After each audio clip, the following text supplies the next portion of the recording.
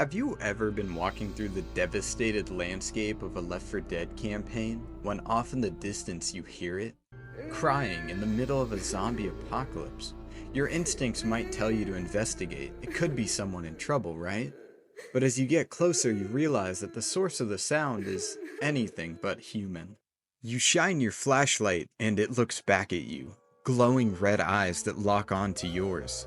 Suddenly, a guttural scream pierces the air as it charges, claws elongated, ready to strike. Moments later, you've fallen victim to the witch.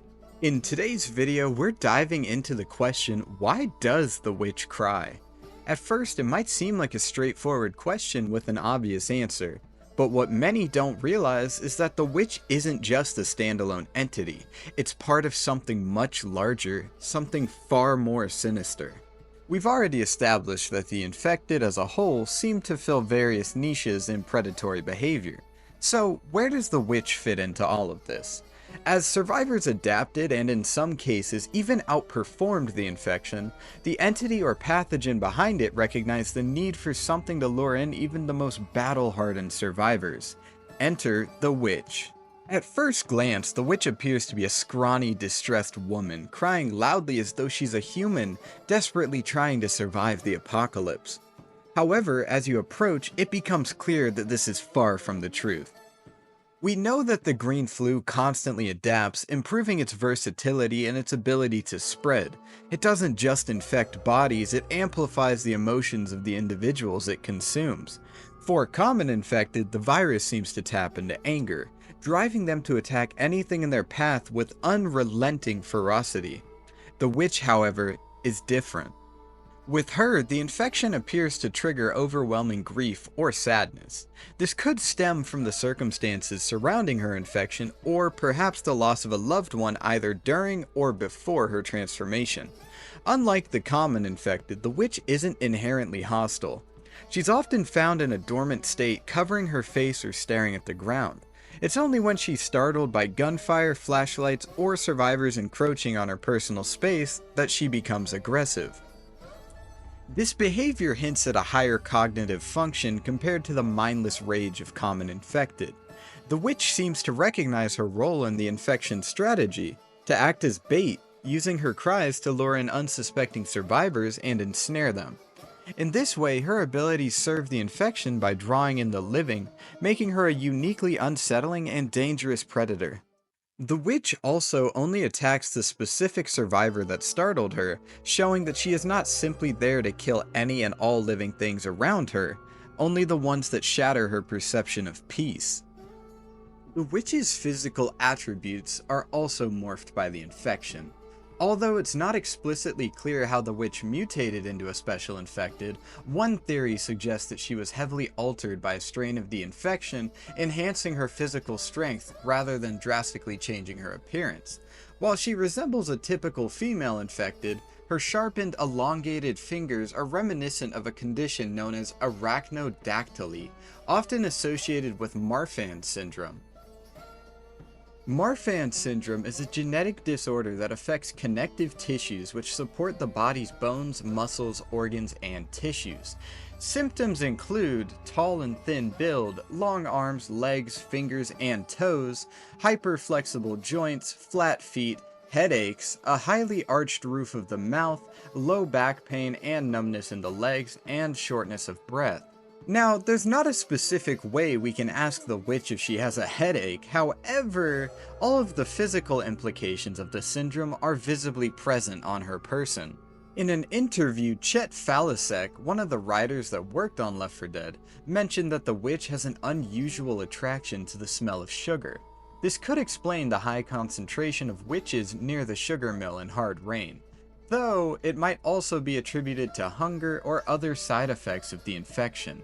Her choice of attire, or lack thereof, when compared to other infected could suggest a raised body temperature, potentially caused by a fever.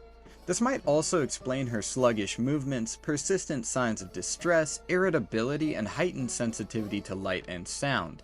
Interestingly, her shredded clothing appears to have been cut, possibly by her own hands in an attempt to cool down or alleviate discomfort. Despite her petite figure, the witch possesses incredible strength and stamina, allowing her to instantly incapacitate or even kill survivors with a single hit, depending on the difficulty level. On expert difficulty or in realism mode, normal or higher, she becomes even deadlier, capable of killing a survivor outright regardless of their health status. This makes extreme caution essential when encountering her. The witch is often heard crying when she is unaware of the survivors, but the reason behind this behavior remains a mystery. One theory suggests that her crying stems from profound depression, a possible symptom of her loss of sanity. Another theory, and in my opinion the darker of the two, posits that the virus hasn't fully overtaken her consciousness and that she is aware of her monstrous transformation, which fuels her despair. When survivors get too close, shine a flashlight on her, or otherwise provoke her, the virus seems to take control, triggering her violent response. Shit! Shit! They're coming!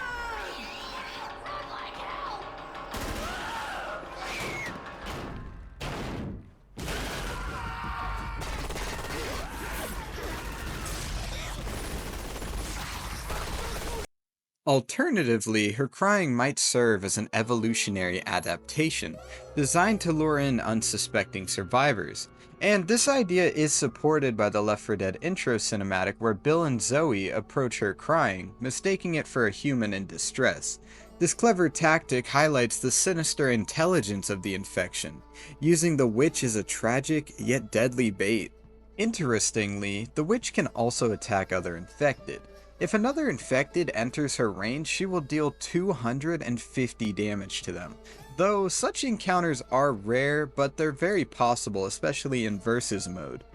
If a survivor becomes incapacitated, whether by the witch herself, other infected, or their own actions except for hanging, the witch pauses briefly, raising both arms slightly before entering a frenzy. She then begins rapidly swiping at her target, dealing damage at half-second intervals, which on the Xbox 360, due to different frame rates and such, it was actually 2-second intervals on Left 4 Dead 2. The damage values are as follows. On easy mode she does 12 damage, on normal 30 damage, on advanced 68 damage, and on expert 300 damage, or an insta-kill. If the startler is killed, the witch becomes horrified and flees the area, despawning if she escapes the survivor's line of sight for more than 2 seconds. Similarly, she will retreat if she cannot reach her target or if they enter a safe room.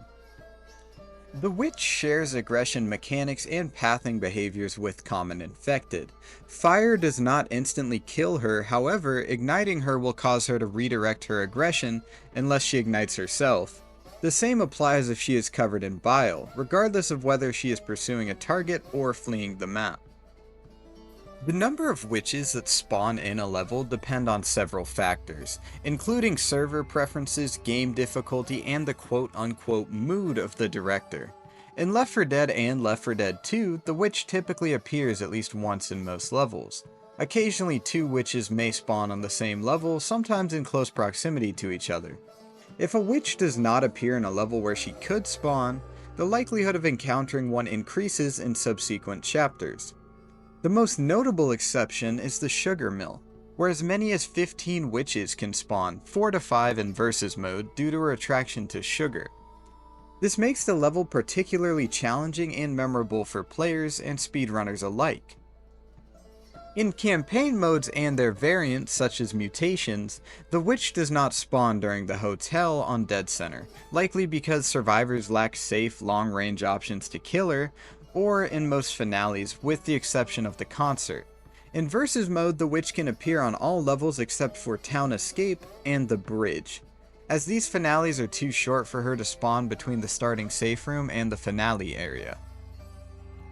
Now, if you've ever found yourself face to face with a witch and wanted to avoid the inevitable massacre, you've probably heard the term crowning her. But what does it actually mean? Crowning a witch is when you kill her instantly with a single shotgun blast to the head before she can even react. It's a feat that requires precision, timing, and a little bit of luck. So let's break down how you can crown a witch and potentially save your team from a brutal encounter. First off, you'll want the right tool for the job. The pump action shotgun or auto shotgun are your best friends when it comes to crowning a witch. These shotguns pack enough punch to take her down with one shot, but they're only effective if you're close enough. When you're getting ready to crown her, you'll want to sneak up on the witch. Turn off your flashlight. Trust me, the last thing you want to do is startle her early. Crouch as you get closer to reduce the noise and take your time. You don't want to rush in and trigger her attack before you're ready. Now, wait for the witch to be in a stationary position or maybe just wandering slowly. You want to be right in front of her, aiming for the head. The closer you are, the better your chances of landing a clean shot. Now, this is where the magic happens. Wait for the witch to start her animation, whether she's about to scream or rise up to attack. As soon as she does, fire just as she begins to move, making sure to hit her square in the head. This timing is key to crowning her successfully. Crowning isn't easy. It takes practice to get the timing just right, so if you're new to this, don't be afraid to practice in safer scenarios where you can get a feel for how shotguns work and how the witch reacts. A bonus tip is to have an adrenaline shot handy. If you're feeling extra bold, you can inject some adrenaline before you engage, and this gives you a speed boost that can help you close the distance faster or even escape if you miss. Of course, make sure you have teammates on standby in case things go south, and if you're playing on higher difficulties, it might take a few tries to get that perfect shot. But when you do, there's nothing quite like that satisfying moment of crowning the witch and saving the day. And that's gonna do it for our deep dive into the Witch Special Infected in the Left 4 Dead franchise. So next time you hear those haunting sobs echoing through the night, remember, approach with caution, or better yet, don't approach at all. Thanks for joining me on this deep dive into the mystery of the witch. If you enjoyed this video, don't forget to like, subscribe, and let me know in the comments what you think about the witch's backstory and mechanics. Do you think she's a victim, a predator, or a bit of both? I'd love to hear your thoughts. Until next time, stay safe out there, because in a world overrun by the infected, it's never just a cry for help.